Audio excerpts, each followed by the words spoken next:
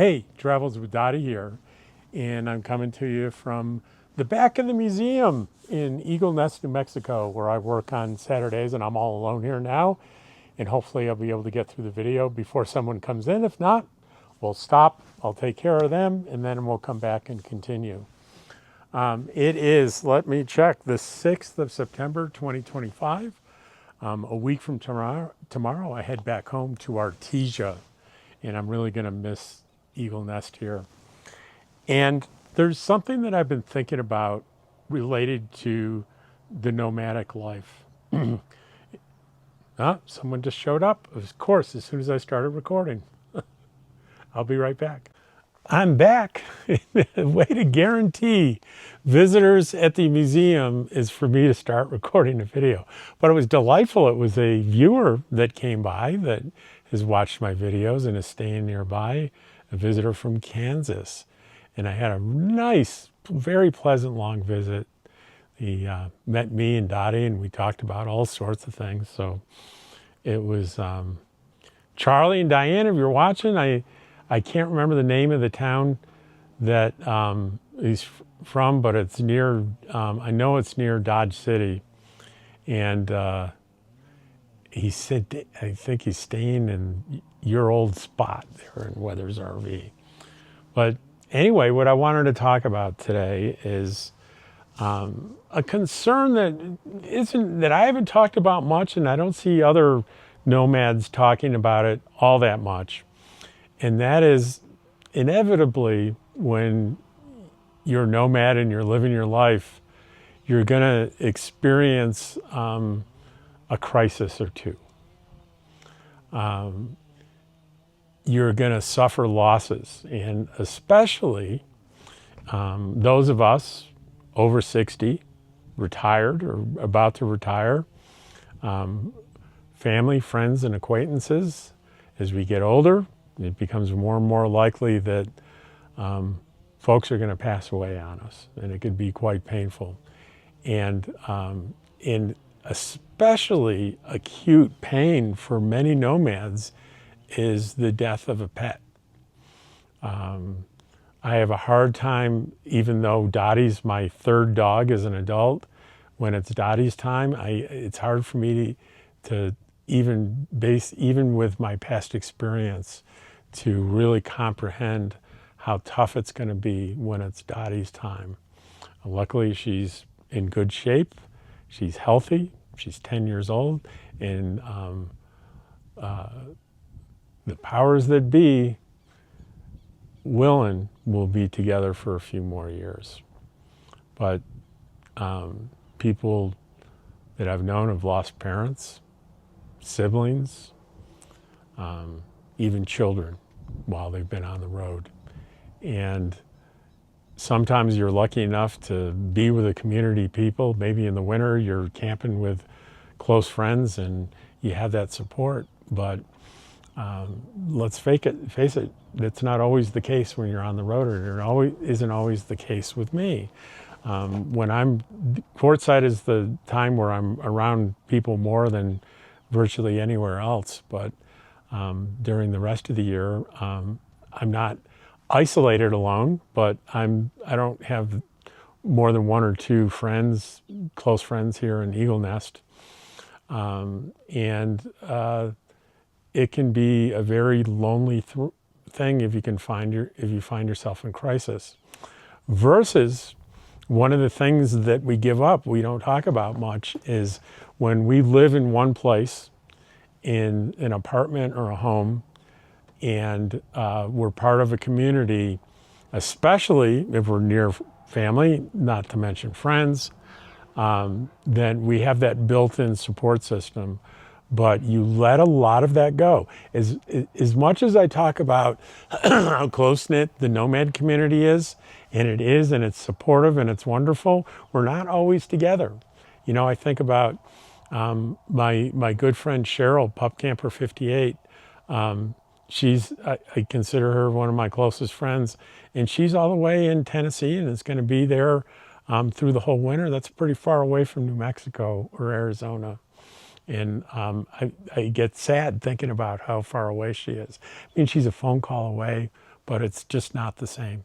So what what can I suggest as a nomad? And if you're not familiar with me, I'm a licensed professional counselor. I'm retired from full-time work, but I still do it part-time. I'm still in the game just a little bit. And I found out about this website called HeyPeers, HeyPeers. There it is, and I'll put a link to it in the description. And I know that says living with narcolepsy. That's just one of the randomly listed support groups. So if you don't worry, you don't need to have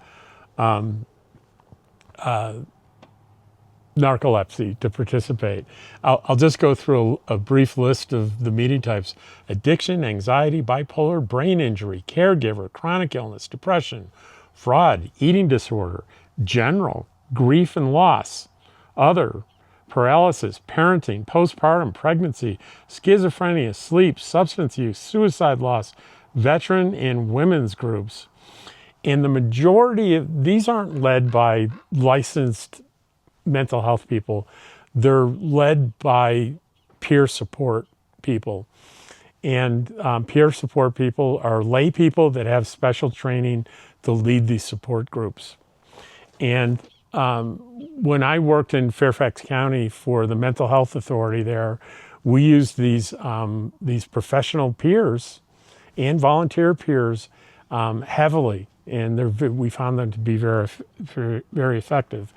And there are professional organizations, like there's at least one NAMI, that's NAMI group of NAMI, that's Minnesota. And NAMI, of course, is nationally recognized organization, and it stands for National Alliance on Mental Illness. And they're in virtually every state and every community where they provide support services for people with mental illnesses and friends and families with people with mental illnesses. And they actually contract with, in Minnesota, they contract with HeyPeers, which is really gives them a lot of credibility. Now, the vast majority of these groups are free. There's some groups that have a nominal fee associated with them. I'm not sure which, but I'm thinking like maybe a $10 fee or something. So this is a great resource for people on the road. As long as you have one of these and an internet connection, you can get if you don't have local support, you can get that support. Getting real counseling can be very difficult on the road, especially if you don't have really good insurance. It can be near impossible to get, licensed people to have counseling sessions with you. But this is pretty instantly accessible. And it's not going to make your grief or your suffering go away, but it is going to make it easier. You're going to be in groups probably using, I am assuming it uses Zoom. I haven't tried one yet, but you'll be online with a group of people, and it really helps listening to people talk about their experience. And that connection with other people going through a similar thing that you're going through is a proven way for people to get through the process of, for example, grief is a major one. And it's probably the thing that I'm thinking about the most. The sense of loss that you experience losing a person or a pet, or sometimes both, can be very difficult, but there's a lot of comfort that can be found in the direct experience with other people. The widely recognized method for alcohol and drug recovery is the AA 12-step programs. And, they're famously free, and they ask for a donation. It's usually, people give $1 or $2 per meeting, or you don't have to give anything. And AA it's a support group. It's going into a room, and this is something that I do have a lot of. I've been to a lot of AA meetings, and it's not about getting professional help. It's about sitting and listening to the experience of people that are going through what you've gone through or have gone through what you've gone through, and it's a powerful thing. And to benefit from that program, you don't have to be an alcoholic. There are programs for, you might have heard of Al-Anon. Al-Anon is a program for people that you either have a friend or a family member that has a substance or an alcohol problem, and they're be in a room with people that have family members that are involved with alcohol abuse and alcohol dependence and addiction, both in the childhood and in present day. And there's a lot of comfort in sitting in a room with people that really understand what you've been through and maybe what you're going through. And those meetings are online as well, and they're free. And those meetings are available in just about every place that I've ever gone. There's been within a 30-minute drive, there's an in-person, at least an AA meeting, and if not, an Al-Anon meeting as well. So, and all it takes is a Google search, is find an Al-Anon meeting near me, and you'll get lots of information doing that. But the worst thing that I think people can do is, some of us have this instinct when we're feeling really grief-stricken or closed in on ourselves and depressed and feeling terrible, is to retreat into isolation. And that's almost, small doses of isolation can be good, large doses can be very detrimental. One of the things that I've learned about emotional suffering, both as a human being and as a therapist and as a nomad, is that I'm in touch with having the idea in my life in the past that I believe that emotional suffering was an unnatural state for a human being, and one needs to do whatever you need to do to avoid it. And that's what I thought for a long time. And that's a really bad idea. It's often our first thought. Find a way to distract ourselves. Some use drugs, alcohol, other ways of acting out, eating, running out and getting all kinds of new experiences. Do anything but sit with the loss that you're faced with.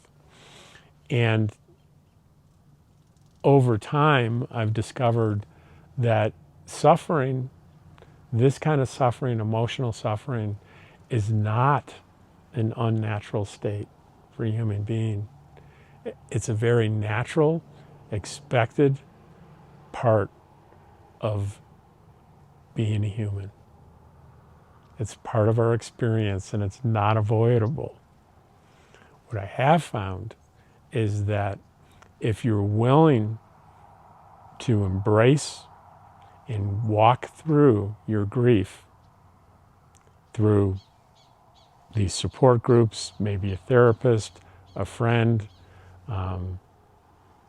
maybe doing some writing, whatever gets you to really acknowledge and experience your emotional suffering, that will decrease the intensity and the duration of your suffering. Likewise, if you're looking for ways to avoid it, avoiding suffering, in my experience, has increased both the intensity and the duration of the suffering. So I thought this was, in particular, a vital topic for those of us that are over 60, chosen the nomad life, are traveling around, And let's not forget that no matter how wonderful this life is, we're going to be dealt emotional setbacks and losses. And the older we get, in a lot of ways, the more frequent the losses will become. Whether it's parents, friends, siblings, pets, it's part of growing older. And we need support if we're going to decide, when I take my losses, I'm going to go through it and not around it. I know that I need support to do that. And I think hopefully I've given you a few ideas of how to deal with that. And hopefully, if this video helps one person get through an emotional crisis in their life, then I'll love this video forever. Anyway, I always welcome comments. If you have personal stories that you feel like sharing, or you've gotten through a period of mourning or loss, and you want to share how you did that, those comments will be more than welcome, and I'll be excited to see them. Anyway, this is probably one more video from the museum next week, a week from today, because the next day, a week from tomorrow on Sunday, I'm going to be hooking up the trailer, and I'm going to be headed down to my home base in Artesia for the rest of September, October, and November. And December 1st, guess where I'm going to be? You don't need to guess, do you? I'm going to be in Quartzsite, Arizona. And I'll see you in the next video. Take care. I appreciate you.